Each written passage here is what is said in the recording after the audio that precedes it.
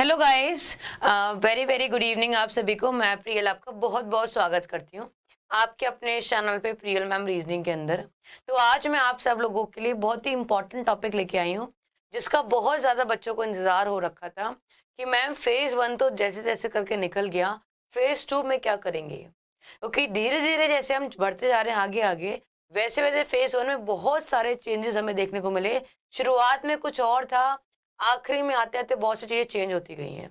तो फेज 2 में क्या नया देखने को मिलेगा, और अगर नया आता भी है तो क्या हम 30 में से 30 जो हमारा मेन मोटिव है, याद रखिएगा 30 में 30 जो हमारा मेन मोटिव है, क्या हम वो लेके आ पाएंगे।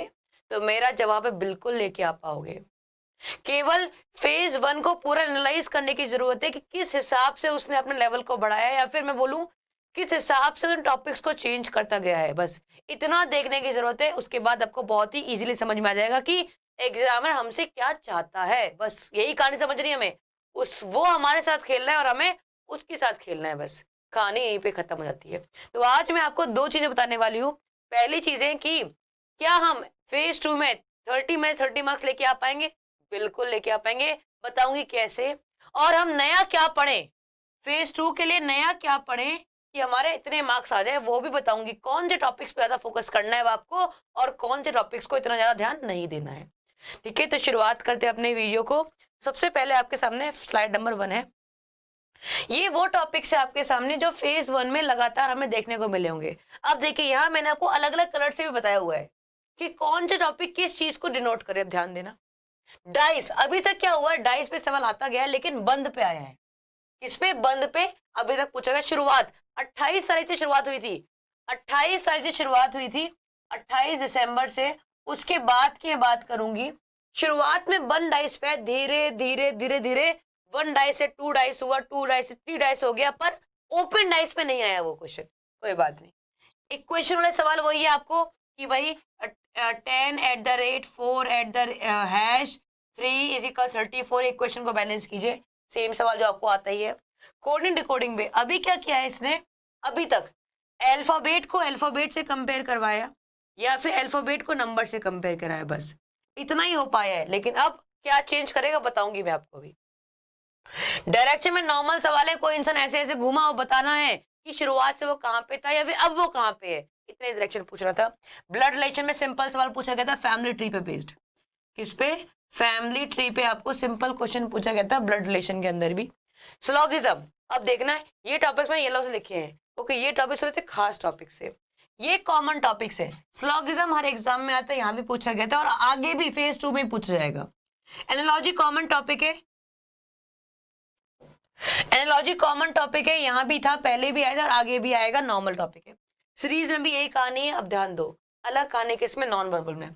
अभी तक हमने देखा नॉन वर्बल से बहुत कम चीजें पूछी गई थी, एक दो सवाल पूछे गए, वो भी मिरर इमेज या वाटर इमेज से। वाटर इमेज से ऊपर तो ये इंसान बढ़ा ही नहीं एग्जामिनर हमारे पेपर के अंदर। वही कहानी लॉजिकल रीजनिंग की भी है। लॉजिकल रीजनिंग में अब जाके कुछ सवाल पूछे गए थे जो भी किस पे बेस्ड थे, आर्ग्यूमेंट अजम्पशन पे बेस्ड थे। बाकी सवाल ज्यादातर नहीं पूछे गए। तो ये वो टॉपिक्स है जो लगातार आपके एग्जाम में पूछे जा रहे हैं। बाकी फिगर काउंटिंग लिख लीजिए, फिगर काउंटिंग आपके एग्जाम में भी आया था। बाकी छोटे मोटे टॉपिक जो नॉर्मल एग्जाम्स में आते हैं, वो वेन डायग्राम हुआ, ये सब चीजें। जो खास टॉपिक वो आपके सामने ये थे जो आपसे पूछे जा रहे हैं, लगातार पूछे जाते ही हैं। अब बात आती है कि फेज 2 में अलग क्या पूछेगा हमसे। जो हम लेवल बढ़ाने की बात करें, वो कहाँ पे लेवल बढ़ेगा, अब हम वो बात करते हैं। लेवल जो आपका बढ़ेगा वो बढ़ेगा यहाँ पे। अभी तक वो क्या करता था, डायरेक्शन का सवाल देता था। अभी तक वो क्या करता था, सवाल डायरेक्शन का देता था, लेकिन उसमें नॉर्मल चीज पूछता। लेकिन अब क्या पूछेगा? रोटेशन पूछ लेगा, शैडो पूछ लेगा। ये हो गया उसका नयापन। क्या हो गया? नयापन हो गया। डायरेक्शन टॉपिक वही रहा, लेकिन अब वो रोटेशन पूछेगा, शैडो पूछेगा।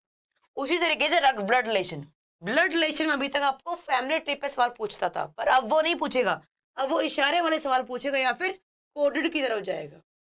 इशारे वाले पूछेगा या फिर कोडेड की तरफ जाएगा। ठीक है, कोडिंग डिकोडिंग में अभी तक क्या करवाता था वो, अल्फाबेट से अल्फाबेट में चेंज करवाएगा या अल्फाबेट से नंबर क्यों चेंज करवाएगा। पर अब वो क्या करेगा, एक नई टाइप की कोडिंग होती है, डेसिफर कोडिंग।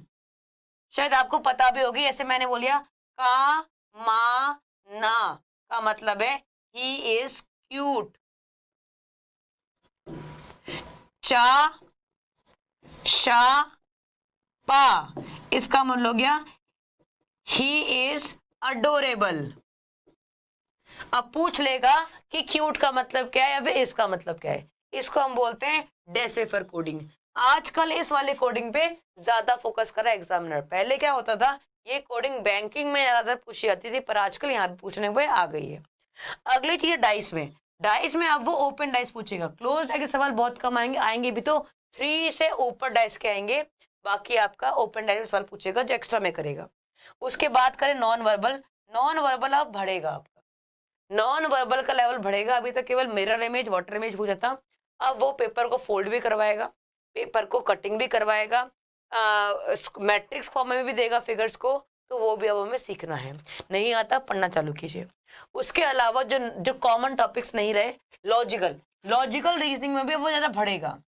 अभी तक एक सवाल पूछ रहा था वो भी कभी कभी, तो अब वो सवाल बढ़ के 2 सवाल हो जाएगा। अभी तक वो एक सवाल पूछ रहा था वो भी कभी कभी, तो अब उसी को बढ़ा के वो 2 क्वेश्चन दे देगा कि लेवल को इम्प्रूव कर देगा, ज्यादा कुछ चेंज नहीं करेगा। बच्चे यही घबराते हैं कि ज्यादा चेंज कर रहा है, बच्चे ज्यादा चेंज नहीं करता, वो केवल एक एक 2 क्वेश्चन, कुछ चीजें इजी कम करके तो टफ चीज बढ़ा देगा, बाकी ज्यादा कुछ चेंज नहीं करेगा। इसके अलावा कॉमन टॉपिक्स है सिंबल वाले सवाल, एनालॉजी के सवाल, सीरीज के सवाल, स्लोगेजम के सवाल, लॉजिकल वेन टाइप के क्वेश्चंस, ये कॉमन है, हमेशा एग्जाम में आते थे, आते हैं, आते रहेंगे। तो आपको ये मैं बोलना चाहूंगी, फेज 2 में इतनी कोई नई चीजें नहीं ऐड होंगी, केवल हल्का सा पूछने का तरीका उसे चेंज कर देगा। बाकी क्वेश्चंस लॉजिकल वेन डायग्राम में पहले भी सवाल आए थे, आज भी आएंगे। केवल पहले वो पूछता था क्या, वेजिटेबल, एप्पल और बनाना, ये पूछता था, लेकिन अब वो कुछ अलग से पूछ लेगा, जैसे हाउसवाइफ, फीमेल्स और मदर्स, ऐसा कुछ टिपिकल रिलेशंस। इसको आप सोचने में थोड़ा समय लगेगा और कुछ नहीं करेगा। पहले वो थोड़ा सा क्लोज डाइस पूछता था 2 डाइस को बना के, तो वहीं पे क्लोज में करके वो 10 डाइस दे देगा। चीजों को पूछने का तरीका चेंज करेगा, बाकी पूछेगा आज भी वही क्वेश्चंस। तो घबराने की बात बिल्कुल भी नहीं है। रोज आप क्लास को अटेंड कीजिए, बहुत ही इजीली आप स्कोर कर सकते हैं। आपको अभी भी बता दीजिए, शाम को 8 बजे जो आपकी क्लास चलती है रीजनिंग की, उसको देखना चालू कीजिए। आपकी देखो, पहले ही मैंने आपसे वादा किया था फेज 1 में भी कि 28 तारीख की पहली शिफ्ट का फेज का रिव्यू मैं खुद करवाऊंगी और आपको बताऊंगी एग्जैक्टली क्या हुआ। मैंने रिव्यू कराया भी, आपने देखा भी कि क्या पेपर रहा था। वही मैं वादा आपसे अब करती हूँ, फेज 2 में भी हम कहीं नहीं जाएंगे, फेज 2 में भी अपन कहीं नहीं जाने वाले हैं, बहुत ही बढ़िया करके आएंगे और 30 में से 30 मार्क्स स्कोर करके ही आएंगे। केवल आप रेगुलरिटी दिखाइए अपने अंदर, और कुछ भी नहीं है। अब तो हमारे पास फैसिलिटी भी बहुत सारी है, आपको बस टेंशन लेने की जरूरत ही नहीं है। तो इस तरीके से हम लोग बहुत इजीली अपना स्कोर कर सकते हैं, तो घबराने वाली बात बिल्कुल भी नहीं है। आई होप आपके लिए वीडियो यूजफुल रही होगी और शायद थोड़ा सा प्रेशर कम हुआ होगा दिमाग का, आपको पढ़ने में भी आसानी रहेगी। तो अगर आपको अच्छी लगी हो शेयर कीजिए, जो बच्चे नए थे सब्सक्राइब कीजिए, लाइक का बटन जरूर दबाइएगा। Take care, bye bye.